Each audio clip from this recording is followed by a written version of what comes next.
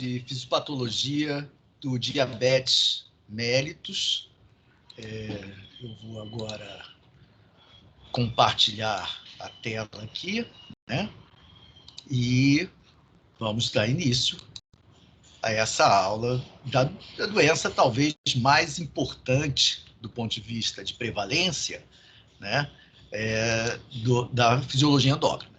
Bem, então, o que é que quando você suspeita que uma pessoa tem diabetes, né? As primeiras manifestações são sede intensa, fome intensa, mas mesmo assim, comendo muito, a pessoa se sente cansada, desanimada, tem que ter uma história de diabetes na família, as pessoas urinam muito, principalmente à noite, podem apresentar piora da visão. Há uma associação com obesidade, principalmente nos pacientes com mais idade, a impotência sexual, tá? Pressão alta, difícil de cicatrizar e tem problemas de perda de peso. Tá? Então, essas são as suspeitas. Além disso, então, aqui a gente já falou que ele sente muita fome, né? O nome de sentir muita fome é polifagia, o nome de urinar muito é poliúria. Essa urina é doce, ninguém vai provar essa urina, mas se você for fazer um exame de urina, vai dar glicose, pode dar glicose na urina, que se chama glicosúria. Lesão nas pernas, infecções frequentes, desânimo, cansaço.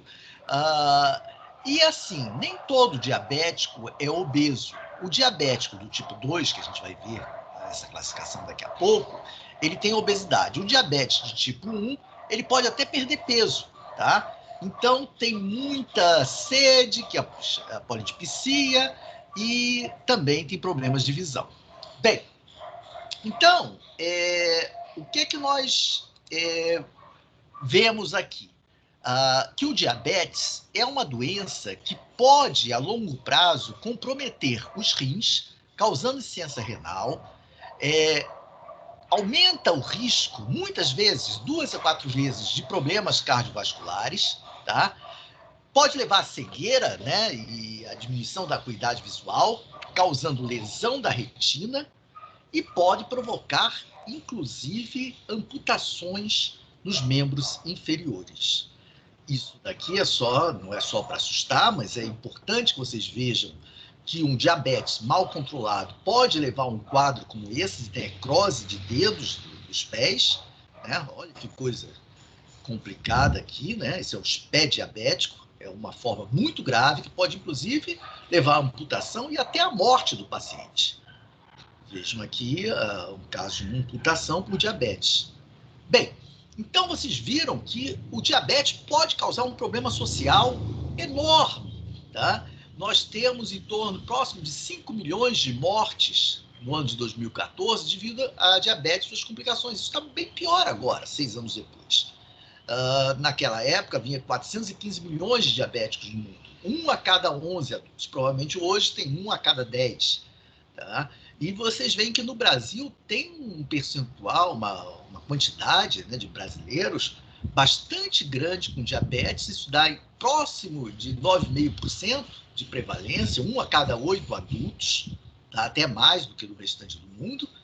E essa maior prevalência ainda é entre as mulheres, tá? Porque tem uma relação com a idade. Como as mulheres vivem mais, elas podem desenvolver diabetes nessa faixa aqui etária de 65 a 74 anos, que é próximo de 20%. Eu vou mostrar um gráfico daqui a pouco. 46% das pessoas não sabem que são diabéticos, né? E a mortalidade é 2 a 3 vezes maior que a população em geral. Então, guarde isso aqui, 46% das pessoas não sabem que são diabéticos. E elas vão desenvolver essas alterações crônicas do diabético sem saber, tá? O diagnóstico tardio pode levar até 4 a 7 anos até que o paciente perceba que tem diabetes. Vejam aqui a evolução de acordo com a idade, tá? Nas idades até os 30 anos de idade, praticamente, a prevalência de diabetes é muito baixa, 0,6%. E ela vai aumentando com a idade. E veja, chega próximo de 20% nas faixas etárias acima de 65 anos. O diabetes, tudo converge para o aumento da glicemia. Esse aumento da glicemia é uma das causas das alterações crônicas e agudas do diabetes, tá? Que podem levar, como a gente vai ver daqui a pouco, a coma, a doença renal, a perda da visão e até aquelas amputações que a gente mostrou. Então, o que leva à hiperglicemia? Primeiro, a célula beta da ilhota de Langerhans não produzir insulina o suficiente, tá? Isso é a principal causa. A outra causa é não conseguir, a insulina não conseguir fazer com que a glicose entre para o músculo, como a gente tinha mostrado na aula anterior. Tá? Esse fenômeno se chama resistência à insulina. O fígado também pode passar a produzir muita glicose para a circulação, porque a insulina não está funcionando. Ocorre um aumento da secreção de glucagon, de tal forma que essa doença foi considerada como uma doença bio-hormonal, diminuição de insulina e aumento de glucagon. Lipólise aumentada, isso vai ser importante para a gente entender por que esses pacientes fazem cetoacidose diabética e podem até entrar em coma devido a isso, tá? E aqui o rim tenta compensar isso, aumentando a reabsorção de glicose, mas se a glicemia for muito alta, ele não consegue e vai ter glicose na urina, tá? Então, tem disfunção de neurotransmissores cerebrais, com as consequências como depressão, etc. E, recentemente, tem se visto o papel importante que hormônios gastrointestinais têm na manutenção da glicemia, tá? E aí, no diabetes, boa parte desses hormônios que se chamam incretínicos, né, que estimulam a liberação de insulina, estão diminuídos.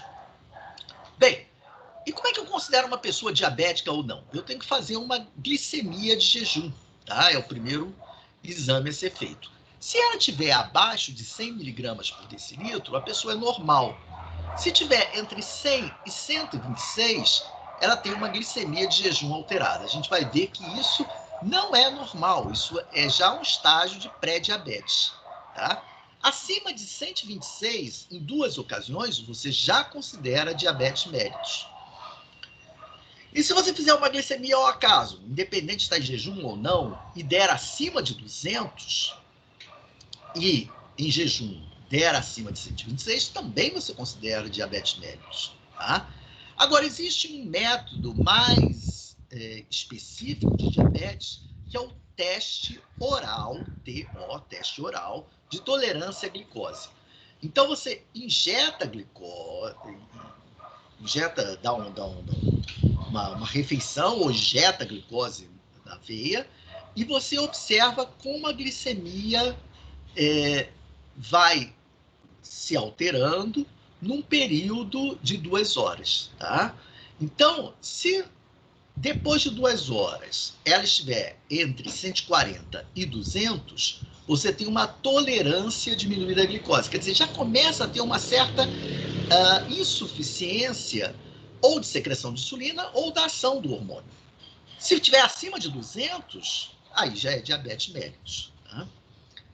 E aí, então esses são os critérios para o diagnóstico de diabetes mellitus: glicemia de jejum acima de 126, o correto mesmo é expressar isso por milimols por litro, né? É 7 milimols por litro, mas convencionalmente aqui no Brasil a gente usa miligramas por decilitro. A glicemia de 2 horas acima de 200 miligramas por decilitro, no teste de tolerância oral à glicose. Então, você dá uma quantidade padrão de glicose, 75 gramas. E esse exame aqui, que chama hemoglobina glicosilada. O diabético, ele vai glicosilar, vai colocar resíduos de carboidrato na hemoglobina. E ela é uma hemoglobina modificada. Mas a gente consegue separar a hemoglobina normal da hemoglobina glicosilada. Quando a fração glicosilada ultrapassa 6,5% da hemoglobina total, você, então, tem já um quadro de diabetes, tá? E essa glicemia, ao acaso, que depende se está em jejum ou não, acima de 200 miligramas. Você não necessariamente vai fazer todos esses exames. Tá? Você vai fazer um ou outro e aí você vai, junto com a sintomatologia do paciente, fazer o diagnóstico. Bem, você é capaz também de converter hemoglobina glicada em glicemias médias, tá? Num período aí de 60 dias a 3 meses.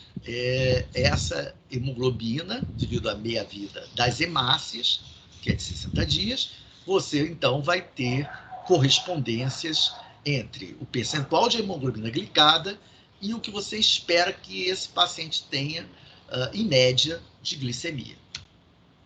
Bem, existe uma outra situação chamada pré-diabetes, né, que é uma categoria em que o risco de doenças cardiovasculares, os riscos das comorbidades associadas ao diabetes é muito grande. Então, se você estiver entre 100 e 125, tá, de glicemia em jejum, ou no teste de tolerância oral à glicose, entre 140 e 199, ou entre hemoglobina glicosilada entre 5,7 e 6,4, você é classificado como diabetes não franco, mas pré-diabetes. E você tem que realmente se cuidar, né? Fazer dieta, exercício físico e, às vezes, até o tratamento.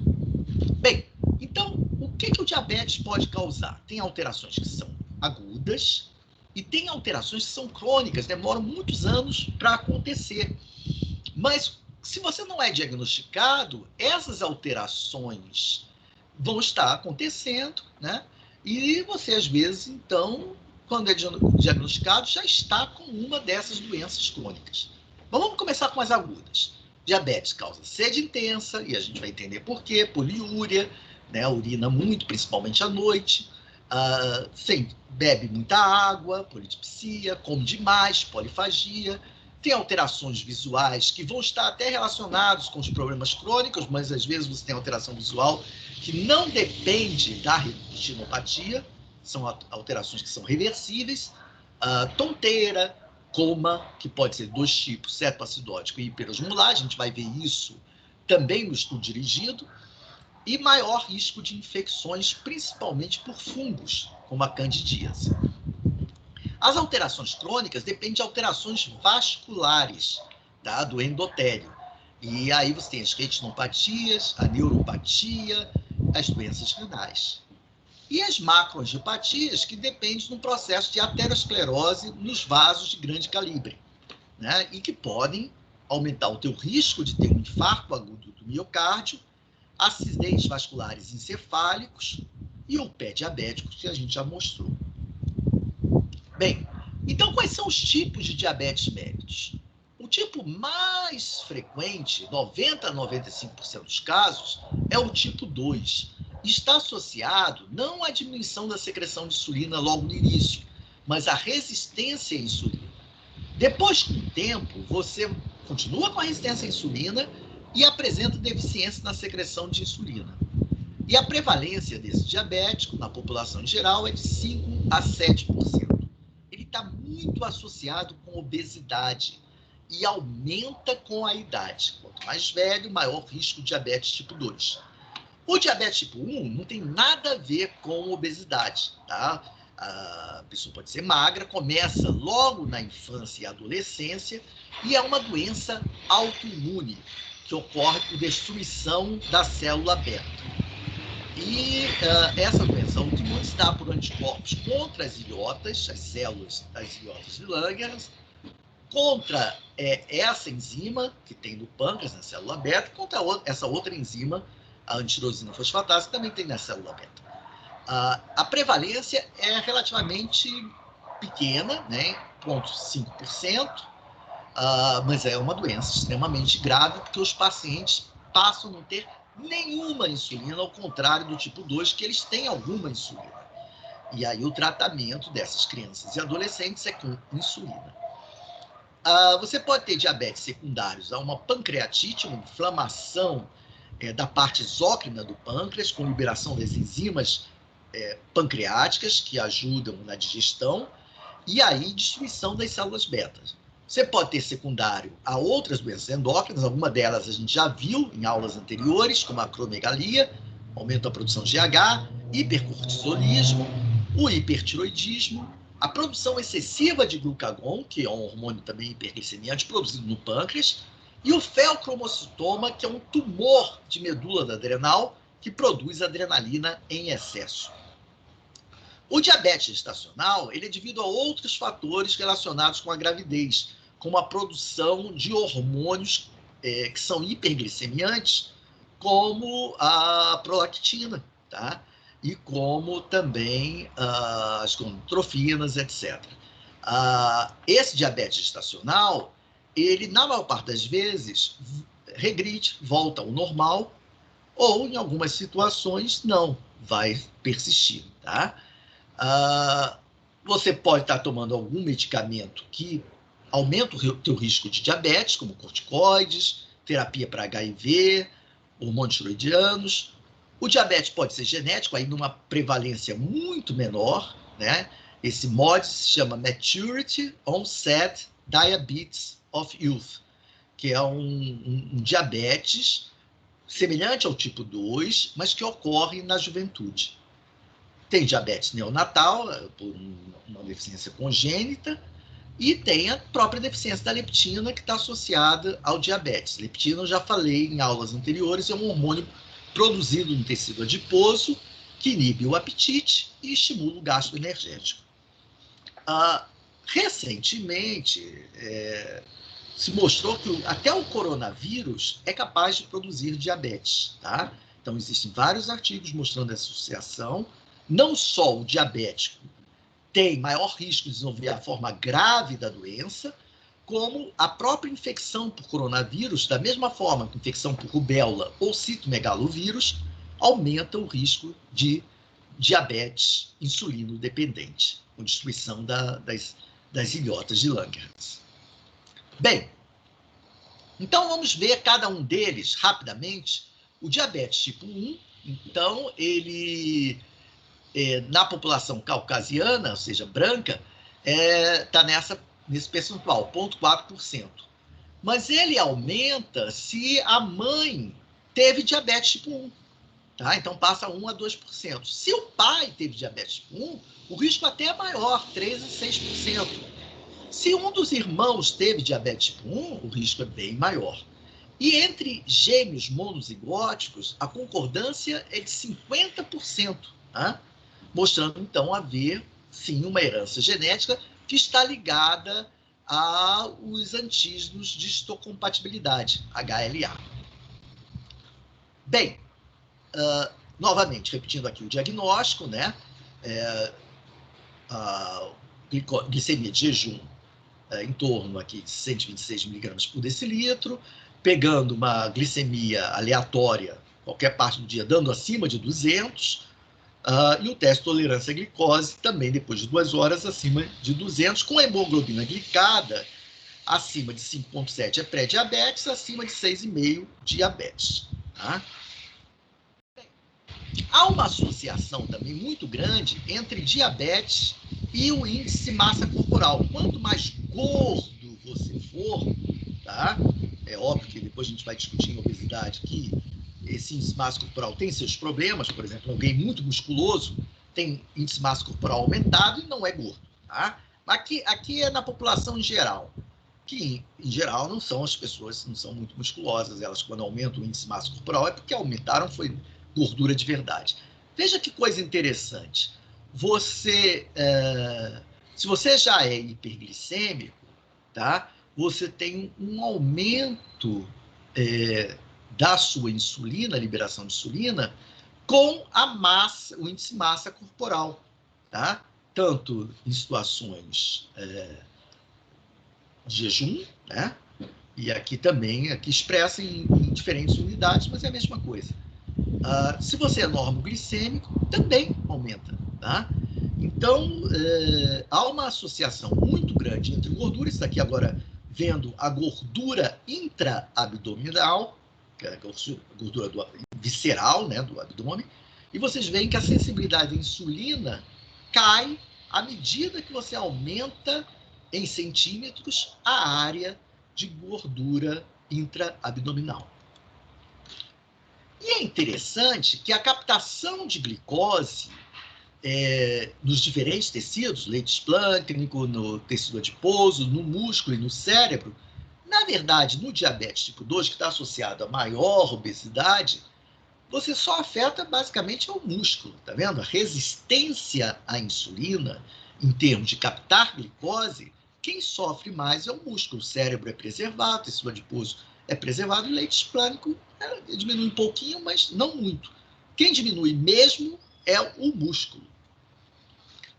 Bem, a outra associação com a obesidade e há um risco maior de obesidade e diabetes provocarem doenças cardiovasculares, foi denominado, então, de síndrome metabólica. Então, tem alguns parâmetros que, se estiverem juntos, aumentam muito o risco da pessoa ter um infarto, ter doença coronariana, etc. Então, um deles é a obesidade central, tá? E aqui está entre o homem e a mulher, em termos de você medir a cintura abdominal, né?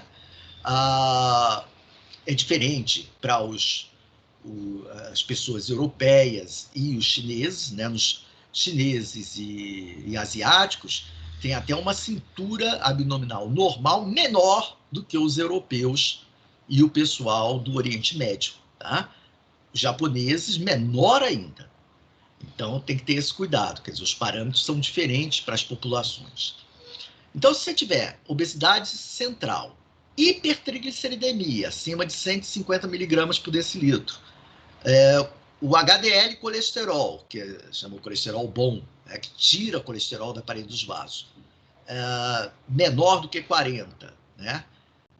Ou menor do que 50, hipertensão, e a glicemia estiver acima de 100, isso daí aumenta muito o risco de você ter diabetes. Você tem que ter apenas 2 ou mais desses fatores para ser, então, dito ter uma síndrome metabólica. Bem, então, o que associa o teu tecido adiposo com a disfunção da ação da insulina, a resistência à insulina? É porque o tecido adiposo produz uma série de hormônios que regulam a sensibilidade celular à ação da insulina, tá? Entre esses fatores estão a resistina, a leptina, que não está aqui representada, eu acho que não colocaram aqui, mas é um hormônio também que regula a leptina, mas é essa inflamação de baixa intensidade do tecido adiposo, toda vez que você engorda demais, produz citocinas, como interleucina 6, TNF, etc., que vão agir nas células musculares, por exemplo, nas células hepáticas, tá? Produzindo alterações via de sinalização, JAK-STAT, produzindo esse supressor das citocinas que inibe a ação da insulina aqui, representada pelo substrato do receptor de insulina. Então, a insulina cada vez mais tem dificuldade de agir, e aí o pâncreas tem que secretar mais insulina para poder ter o mesmo efeito. Só que acontece o seguinte, toda vez que aumenta demais a concentração sérica de insulina, o número de receptores nas células diminui através de um fenômeno de defesa chamado down regulation. Então, vocês veem aqui que inflamação do tecido adiposo de baixa intensidade, que é provocada toda vez que você engorda demais, vai levar a um aumento da resistência à insulina. Recentemente se viu que o microbioma, ou seja, as suas bactérias intestinais, têm um papel muito importante em tudo isso. Só que isso caberia uma aula específica para a gente tratar, e a gente vai ver isso lá no módulo de gastrointestinal, tá? O papel da nossa microbiota na manutenção do nosso peso e na nossa saúde. Bem, então quais o tipo 2, o diabetes tipo 2? O que ele está associado? As pessoas são mais velhas, 45 anos para cima, obesas, têm uma história familiar, Tem relação étnica, então, afrodescendentes, hispânicos, né, como nós, né, que tem uma mistura entre negros, índios e europeus, tem um maior risco, né? Uma história de diabetes gestacional, hipertensão, dislipidemia, esse aumento da glicemia de jejum e uma disfunção na tolerância à glicose pelo aquele teste oral de tolerância à glicose. Bem, existe um caso muito interessante que é dos índios Pima. Esses índios, eles vivem lá no Arizona, no Novo México, e assim, lá pelo início do século XIX, antes mesmo do contato com os brancos, esses índios eram magros, eles eram caçadores, comiam alimentos muito saudáveis, e eles eram extremamente magros. Quando houve a guerra entre o exército americano e os índios, né, eles foram postos em reservas e passaram muita fome. Depois, com o abrandamento das relações entre a população branca e a indígena, se descobriu petróleo na terra dos índios, nas reservas. E aí se concedeu parte desse recurso para os índios. Então, eles passaram a se alimentar mais e houve, então, um boom de obesidade. Então, esse caso dos índios Pima serviu para a gente estudar por que populações que foram desnutridas no passado passam a ter maior propensão ao desenvolvimento de obesidade e diabetes tipo 2. Esses índios Pima, 80% da população são obesos e 55% desenvolvem diabetes mellitus tipo 2.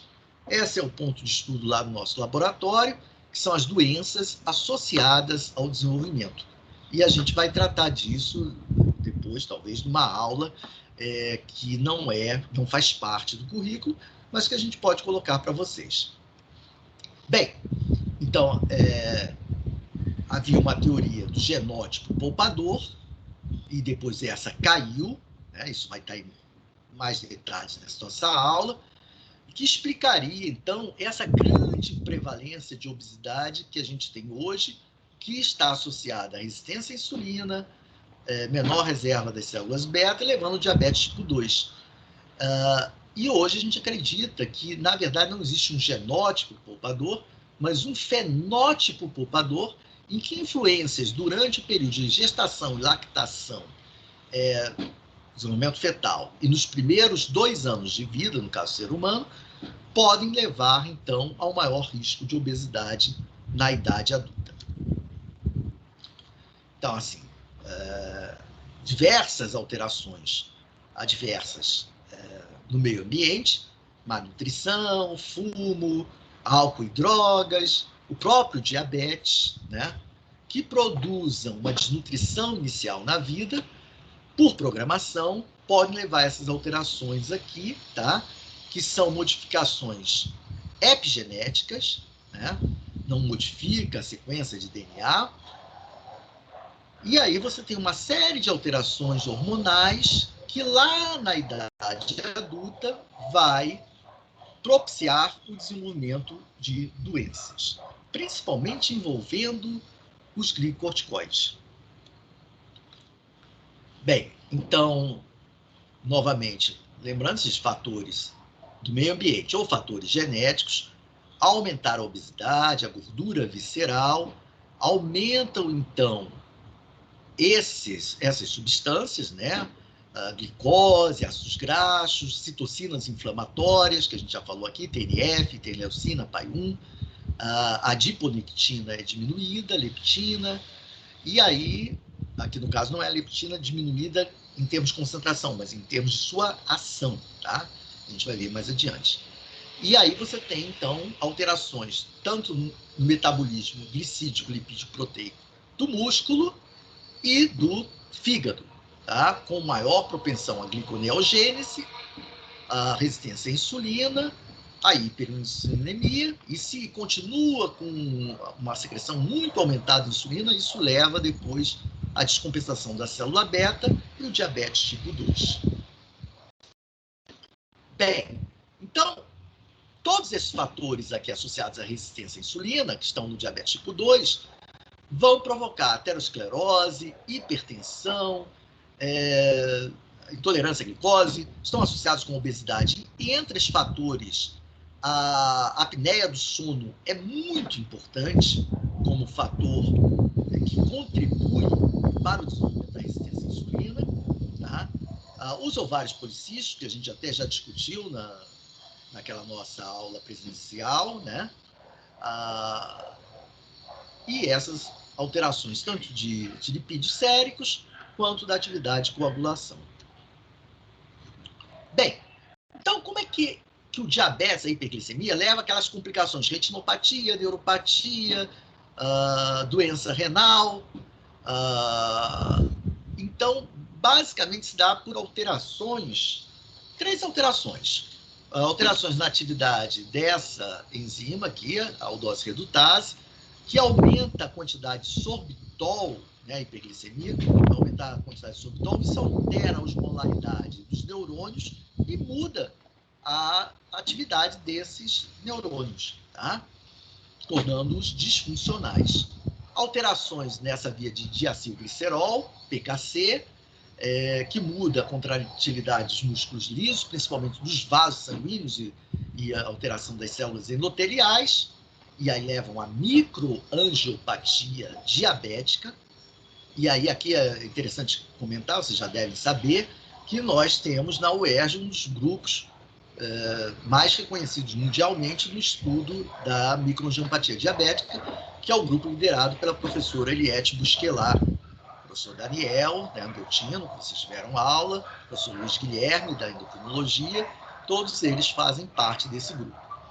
A glicação não enzimática, né, que é a mesma aquela que aumenta a hemoglobina glicosilada, com ativação dos receptores, no endotélio e macrófagos e alteração das proteínas de membrana, que levam, então, à retinopatia e à nefropatia também. A síndrome metabólica a gente já falou, né, que é caracterizada por resistência à insulina, hiperinsulinemia, obesidade visceral, dislipidemia, triglicerídeo alto, baixo HDL, tá? E também alterações nas LDLs de pequena densidade. Disfunção dos adipócitos, intolerância à glicose, o fígado acumula gordura, tá? Então o fígado fica gorduroso, que se chama esteatohepatite, tá? Ou esteatose hepática. Tá? Então você vai ter hipertensão, e aí a gente vai estudar isso na próxima aula, disfunção endotelial, disfunção renal por micro ou macroalbuminúria, ovário policístico, tá? As inflamações, que aumentam o risco também de doenças cardiovasculares, hipercoagulabilidade, que também aumenta a aterosclerose, e aí você tem todas essas alterações. Já chegando ao final, por que então o paciente diabético ele urina muito? Basicamente porque ultrapassa o limiar renal de reabsorção de glicose. O teu rim, se você não é diabético, ele é capaz de reabsorver toda a glicose que é filtrada, tá? Mas se você é diabético, isso vai ser ultrapassado, tá? Devido ao aumento da glicemia. Por que aumenta a glicemia? Pela menor entrada de glicose nas células musculares do tecido adiposo. Recordando que a gente já falou. E por quê? Pela falta de insulina, que é dispensável a produção de GLUT4, que é o transportador celular de glicose. Por que falta insulina? Por vários motivos, e mesmo com hiperinsulinemia pode haver menor produção de GLUT4 se houver resistência à ação da insulina. Bem, então, há uma capacidade máxima de reabsorção de glicose pelo rim, que é esse valor aqui. Ele é capaz de reabsorver por minuto 375 miligramas de glicose. É coisa para burro. Mas aí, isso vai depender da taxa de filtração glomerular. Então, vamos dar aqui um exemplo. Se a taxa de filtração glomerular for essa aqui, que é normal, e você tiver uma glicemia normal, tá? Você consegue ter uma passagem dessa quantidade aqui de miligramas por minuto, que está bem abaixo dos 375. Só que quando você está diabético, tá, por exemplo, com 300 miligramas, e a taxa de filtração glomerular está normal, 1,25, tá, você vai estar aqui por volta de 375, tá, no limite. Então, pode ser até que não tenha glicosúria, mas já começa a ter um risco de ter glicosúria. Se a taxa de filtração cair, né, à medida que você vai ficando velho, diminui o número de néfrons, de glomérulos. E aí, sua filtração renal cai, por exemplo, para 50 ml. Então, mesmo com 90 miligramas, você vai ter isso aqui, 90 miligramas, tá? É diferente daqui dessa taxa.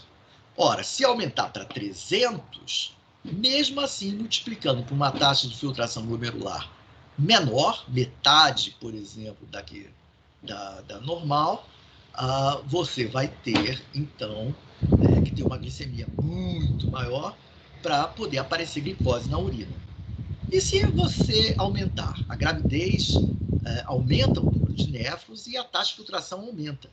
Então, às vezes, com uma taxa de filtração pequena, né, uma glicemia ligeiramente aumentada, já começa, então, a aparecer glicose na urina. Então, isso é só para vocês verem que, dependendo da tua idade, dependendo da tua situação fisiológica, se tem ou não doença renal, vai aparecer ou não glicose na urina, você não pode confiar só nisso.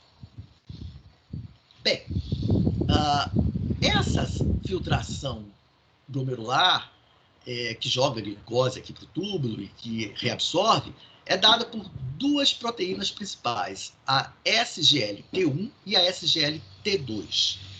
A SGLT1 a gente não tem como modificar, né, a atuação dela. Mas para a SGLT2, eu tenho como utilizar um análogo, né, que vai fazer vai bloquear, por exemplo, a ação dessa SGLT2, tá? Um inibidor da SGLT2. Então, o que acontece? A SGLT2 vai reabsorver tanto sódio quanto glicose e jogá-lo na circulação, fazendo com que então saia menos glicose na urina. Se eu bloquear ela, mais glicose vai sair na urina. Então eu perco glicose e isso é bom como um adjuvante no tratamento do diabetes. Tá? Então, aqui novamente mostrando que à medida que você aumenta a concentração sérica de glicose, você vai filtrar mais glicose e você vai reabsorver glicose até um valor máximo que a gente tinha visto que era ali 375, né? E o que não consegue ser reabsorvido é excretado, e que isso muda com a idade, porque a taxa de filtração glomerular, tá? Essa aqui, glomerular filtration rate, ela diminui com a idade. Então, esse é um cuidado que você tem que ter. Bem, para fechar, diabetes, você não tem que só ficar preocupado com a hiperglicemia, tem que ficar preocupado também com a hipoglicemia. E a hipoglicemia vai dar alterações no sistema nervoso simpático, né, como sudorese, palpitação, tremores e muita fome, sobre os neurônios, com confusão, tonteira, desordem de comportamento, fala com dificuldade, coordenação motora, e alterações em geral, como dor de cabeça, náuseas, etc. Então, fiquem atentos que o diabético, porque ele não consegue acumular direito glicogênio no fígado, ele também não tem aquela resposta contrarregulatória à hipoglicemia muito boa. E se esse diabetes tiver muito tempo, ele passa a ter lesão no sistema nervoso simpático, e nem essas alterações que anunciariam o fato de você estar com hipoglicemia, sentir palpitação, sudorese fria, você não tem. E aí você pode entrar numa hipoglicemia grave e levar, então, até o coma hipoglicêmico. Então, gente, era isso que a gente tinha que tratar hoje, né? E nós vamos, então, nos encontrar novamente na atividade síncrona e nos estudos dirigidos para discutir melhor essas alterações, tanto na regulação do metabolismo glicídico lipídico proteico, adrenal e também fisiopatologia do diabetes. Então, até lá, vejo vocês lá na atividade síncrona. Um abraço.